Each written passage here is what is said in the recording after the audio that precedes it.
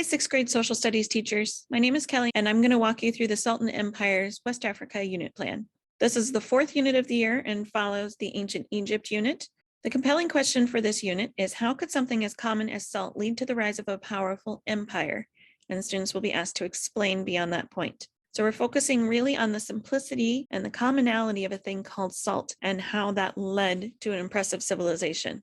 We have only 3 supporting questions. What are the characteristics of West Africa, where we'll focus on the grapes and make a comparison back to Iowa? What was the salt trade and how did it affect Ghana? And then question 3, what other empires were affected by the salt trade? There is a slideshow available to use to help move through the unit. Again, we have quite a collection of social studies standards and some reading and writing and history standards. And the links here in the sequence are hyperlinked and will kick you right to where you need to go for the different lessons. Lesson 1 is entitled, Please Pass the Salt. It takes 1 day to complete, and we're focusing on the compelling question. We haven't added in a supporting question yet.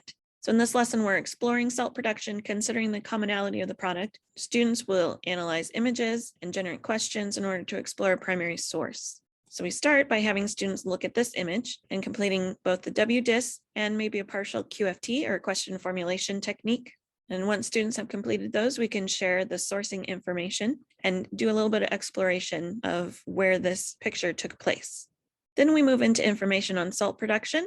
There's a few videos that you can choose to watch. The world's largest salt mine is pretty interesting. That's in Ontario. If you would like to look more at a place farther away, this world's toughest jobs is also pretty interesting.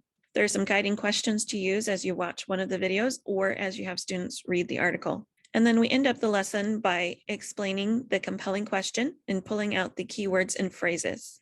Lesson 2 is Grapes of West Africa, focusing on the G, R, and A, and this should take 2 days to complete. Students are going to focus on the geography, achievements, and religion of ancient West Africa, really spending time on how the geography impacted the people living there and comparing it back to Iowa. So you begin with reviewing the compelling question and then explaining supporting question 1, then spend time on geography. There's a map activity students will need to complete on page 2 of their student packet. There's a few resources to choose from to complete this. You also may want to have students look up these 2 locations and use the satellite view to zoom in and out and explore what the environment is like now. The next section is on achievements and using the textbook to find out more about oral tradition, their arts, music, and dance. Then you spend a little bit of time on religion. Polytheism is going to be the most obvious one. Lesson 3 is entitled Ghana and is designed to take up to 3 days to complete. Students are going to learn how the empire of Ghana developed in relation to the salt and gold trade. There is also a simulation for students to participate in to better understand the trans-Saharan trade. So you start off by reviewing the compelling question and introducing supporting question 2. Then you can take a moment as a class and generate a couple of smaller questions, such as where or what was Ghana and what was the salt trade. Next up is some time to explore Ghana. There are some questions about it on page 4 of the student packet. Then we move into the trade simulation and we complete part 1. Students need the game handout and the student version to keep track of their progress.